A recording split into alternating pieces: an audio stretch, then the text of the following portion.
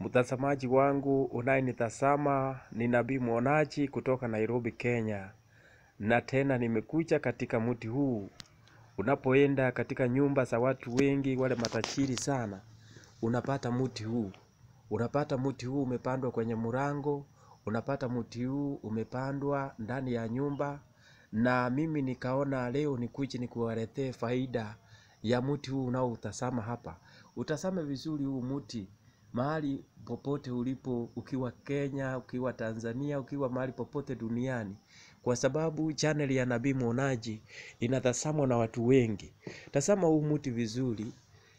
Huo mti vile umeuona upande ule mwingine na upande huu, unakuwa na rangi ya yellow na ule mwingine unakuwa na rangi ya kijani kibichi. Kwa hivyo watazamaji wangu, kila mahali unapoenda katika nyumba za watu wakubwa matajiri, unapata wamepanda mti huu katika ndani ya nyumba ama katika lango lao la kuingia ndani ya nyumba.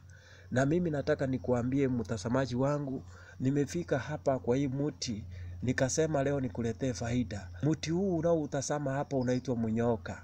Inaitwa snake plant. Ukitazama vizuri huo mti vizuri, utaona kwamba rangi yake inakaa kama nyoka. Yaani ukiangalia huu mti vizuri, unakaa kama nyoka. Ndio unaitwa snake plant. Snake plant ni mti ambao kwanza ukipanda ndani ya nyumba, unasafisha hewa. Hewa inakuwa safi ndani ya nyumba. Pia ukiupanda ndani ya nyumba, nyoka hawezi kuingia ndani ya nyumba yako.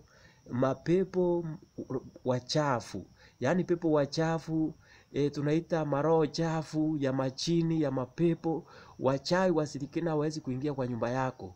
Huo mti ndio maana watu wanauweka ndani ya nyumba. Kama wewe unapenda mambo ya elimu ya tiba ya miti, na wewe panda mti huu ndani ya nyumba yako, ama kwa lango lako nje, unaleta tena heri, unaleta baraka. Unaleta mambo mazuri ndani ya nyumba yako. Huo mti ni mti wa ajabu sana, unaitwa munyoka, maana yake snake plant. Huo snake plant ama munyoka